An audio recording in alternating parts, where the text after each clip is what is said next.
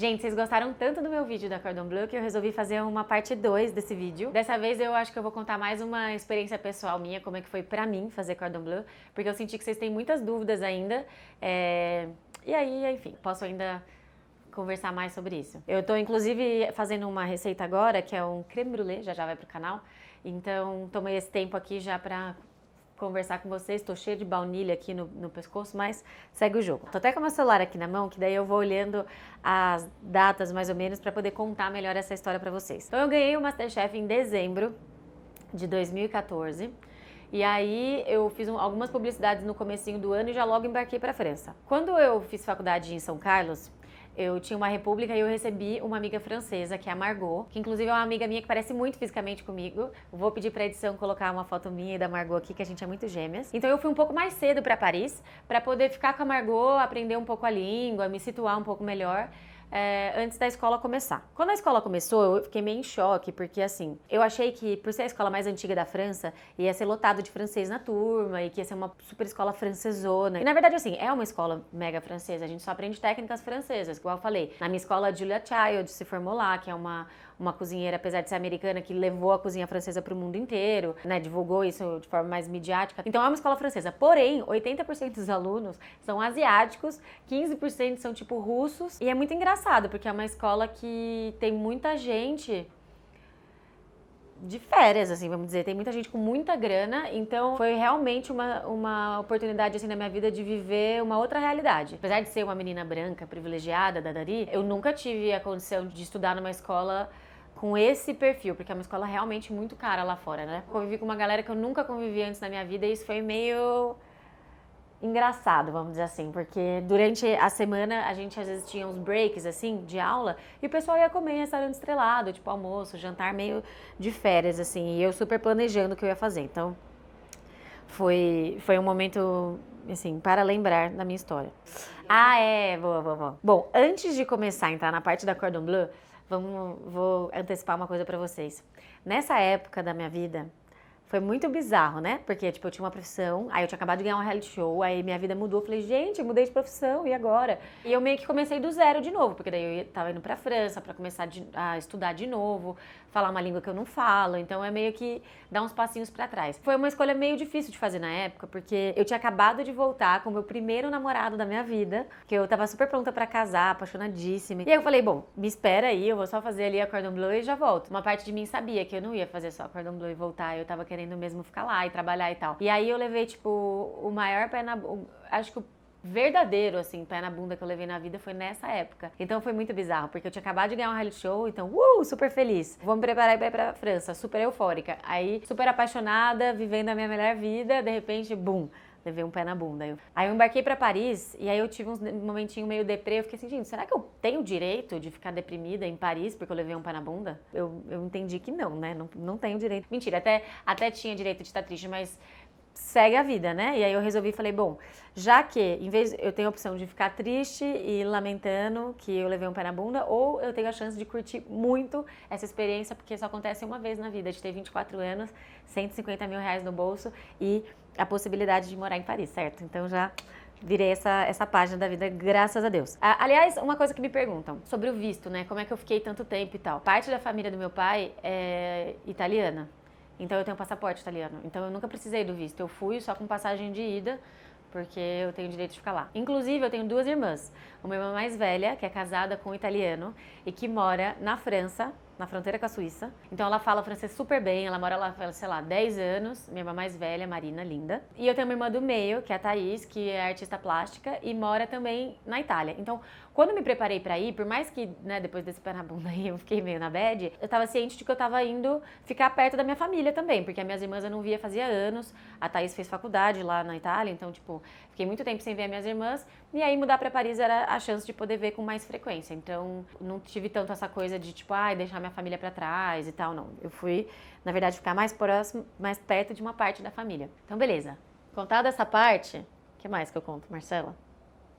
Eu acho que tem que contar um pouco de lá também, como era, não... Boa. Então, Beleza, aí eu tava instalada em Paris, né? Fiquei nos primeiros meses, eu fiquei na casa da Margot, que essa é a minha amiga francesa. Depois ela me indicou alguém, que indicou um site. Vou deixar na descrição do vídeo um site que é para você encontrar república em Paris. Na verdade, eles chamam república em francês de colocation. Então você procura uma casa que alguém tá alugando um quarto e através desse site eu encontrei uma casa para morar. Eu morei primeiro na região de Pigalle, que é uma região bem conhecida em Paris por ter bastante prostituição e uma vida noturna mais trash, vamos dizer, tipo um baixo Augusta, assim, uma rua Augusta depois das 2 da manhã, o que eu não acho que é um problema de forma alguma, então pra mim nunca me incomodou, mas as pessoas tinham um pouco de preconceito, né, com essa região onde eu morei. E aí depois mudei pra um outro bairro, que era o terceiro distrito de Paris. Vou gravar um vídeo falando um pouco sobre Paris, e eu também amei morar lá, porque daí era um apartamento bem maior, eu dividi com um casal que eu sou amiga até hoje, então eu já morei em alguns lugares diferentes de Paris. Primeiro eu nem morava em Paris, né, quando eu morei com a Margot eu morava na periferia mesmo de Paris, como se fosse em Osasco. Aí depois eu fui morar como se fosse no fim da Augusta. E aí depois eu morei num outro bairro que seria tipo a Santa Cecília, sei lá, mais ou menos, o centro de Paris, vamos dizer, fazendo as paralelas com São Paulo. Foi muito bom, foi muito importante pra mim morar com outras pessoas. Paris é super caro o aluguel, então, por exemplo, o Flo, meu marido, ele morava num apartamento muito legal, num bairro que é tipo a Vila Madalena de Paris, mas ele pagava tipo 650 euros pra um apartamento super pequeno. Já eu pagava 800 euros pra um quarto num apartamento gigantesco, num bairro que é tipo Santa Cecília. Então são escolhas que você vai fazendo. E eu preferi, em vez de morar sozinha, morar com outras pessoas, porque no começo, que eu não conhecia tanta gente, além dessa minha amiga Margot, eu achava melhor dividir minha casa com outra pessoa pra eu não ficar naquela deprê, de estar sozinha e de ser mais difícil de me adaptar do que precisaria ser. Fora que eu sempre quis aprender a língua, então o melhor jeito de você aprender a língua é conhecendo gente de Paris. E como na escola não tinha muito parisiense, muito francês, a minha chance de conhecer francês foi dentro da minha própria casa com esse casal. A menina, os dois vinham do sul. E hoje, que eu já morei um tempão na França e conheço melhor as regionalidades e tal, a cultura francesa que eu mais me identifico é a do sul. Então foi maravilhoso morar com um casal do sul, porque eles são mais alegres, eles são tipo os baianos, assim, sabe? Tipo, sempre tranquilos, muito engraçados, muito leves, e eles cozinham muito bem. Então, a Colina, que era a menina do casal, ela cozinhava muito pra mim, e só pratos, tipo, muito típicos. Fazia bœuf bourguignon, fazia coelho na mostarda, fazia rã, que eu amo. Ela fazia muitos preparos, assim, bem franceses clássicos, tortas no forno, tipo, sempre cozinhava. E aí eu cozinhei também um pouco pra eles, porque eu tinha que treinar alguns pratos muito clássicos, tipo um frango inteiro, pato assado, preparos grandes assim. Então a gente vivia cozinhando junto um pro outro quando eu tava na escola. Depois eu comecei a trabalhar no Plaza Athénée e essa realidade mudou um pouco, porque eu não tinha tempo pra cozinhar em casa, né? Eu trabalhava muito, mas durante a escola foi bem divertido.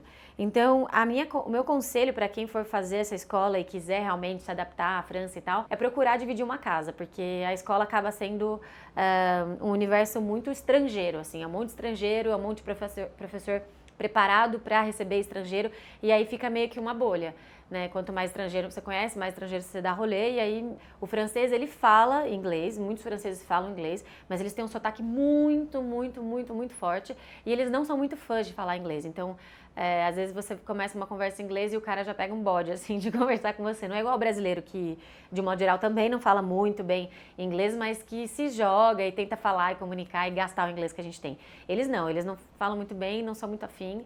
Então, é importante. Eu acho que para qualquer cultura, o próprio brasileiro adora saber que o estrangeiro está aqui no país e que está querendo aprender a língua. O francês é igual, se você faz o esforço de tentar falar a língua, eles são muito mais abertos. E, apesar da gente ter essa impressão de que o europeu é sempre mais frio do que o brasileiro, vale lembrar que o francês não é tão frio assim. O francês, eu já morei, por exemplo, na Finlândia, eu fiz intercâmbio na Finlândia, se vocês quiserem que eu grave um vídeo sobre esse assunto, eu gravo um dia falando. Mas o francês, ele não é tão frio assim, ele é um povo que eu acho que tem essa coisa meio de boemia, de curtir a noite, de beber, de conhecer gente. Os meus grupos de amigos franceses que eu conheço são grupos grandes, eles são de guardar contato, assim. Então é um povo muito legal, uma cultura muito, muito gostosa de conhecer. Então vale a pena, se for pra França, tentar se inserir nos contextos mais francesões, tá? Outra coisa que eu tô aqui rolando meu celular e vendo, assim, as fotos, que eu queria lembrar de falar, é que Paris Tipo, a gente tende a generalizar as coisas, né? Eu acho que Paris, ele tem muito a ver com São Paulo, assim. Tipo, quando você vem pro Brasil, aí você conhece alguém da minha cidade, Ribeirão Preto, e conhece alguém de São Paulo. Claro que cada um é cada um, mas a gente tem essa coisa da personalidade, né? Do cara de São Paulo ser meio tipo, ai, sem tempo, irmão, sabe? Tá todo mundo na correria, tá todo mundo meio sem paciência. As pessoas tendem a ser um pouco menos educadas aqui na capital, eu acho, se comparar com a minha cidade, né, Ribeirão Preto. E eu acho que Paris é a mesma coisa. Então, assim, quando você estiver morando em Paris, tenha em mente que você está morando numa grande capital, numa grande metrópole, igual se estivesse morando em São Paulo. Então, não fique esperando que as pessoas vão ter um ritmo de férias na vida curtindo. Paris é tipo correria também. Então, acho que a melhor forma de você conhecer a cidade é se colocar um pouco nesse espírito da correria também. Então, esquece Uber, anda a pé, pega metrô, pega trem, sabe? Vive essa coisa urbana de Paris, porque é praticamente uma das únicas cidades na França onde a gente tem essa realidade mais correria que a gente vê aqui em São Paulo. Então, é legal para fazer um pouco o paralelo das culturas. O que mais? Gente, eu tô recebendo um alerta aqui da produção que o meu creme brulee vai ficar pronto em 2 minutos, então eu vou tentar finalizar aqui falando a questão da língua. Hoje em dia eu falo francês fluente por 2 motivos. O primeiro é que eu sou louca por línguas. Tem uma coisa que eu amo nessa minha vida, é aprender línguas. Hoje em dia eu falo português, inglês, arranho o espanhol. Preciso aprender italiano, né? Porque a pessoa tem passaporte, mas não sabe falar nada, praticamente. Falo um pouco de finlandês e falo francês fluente. Então, eu sou casada com francês, eu falo francês todos os dias, eu sou formada em filosofia, eu tive uma educação boa, então assim, eu tive muita sorte de poder falar bem como eu falo hoje, mas francês é muito difícil. Por quê? Porque a gramática lembra muito o português se a gente falasse o português correto, tipo assim, deixe-o tranquilo. E sabe quando usa esses pronomes relativos, essas coisas que na língua, no português coloquial que a gente fala aqui no Brasil, a gente não usa, porque a gente fala, deixa ele, pega ele, a gente fala meio errado. O francês não, ele fala certinho. Então pra gente tem que dar essa ligada na chave de falar de forma mais formal. E aí, para melhorar ainda, eles têm uma gíria, muito assim, que é um jeito de falar jovem, que é a língua invertida, se chama verlan. Então, em vez de eles falarem a palavra do jeito que a palavra é, eles falam a palavra ao contrário. Eles invertem a ordem das sílabas. Então é um caos tentar falar francês, foi a maior dificuldade para sintonizar assim no país. Mas a minha dica é ir no cinema, sair com francês e ouvir música. Eu gosto muito de música black, hip hop, rap. Então são músicas que falam muito, né? Então eu usava essa bengalinha para ouvir mais francês e tentar me habituar. Mas ó, tem que rebolar, porque não é fácil. E é isso que eu tenho pra dizer. Eu tenho essa natural facilidade de aprender bem língua, porque eu amo, porque é uma coisa que me interessa. Mas eu ralei muito e me coloquei sempre em situações onde eu precisava falar francês.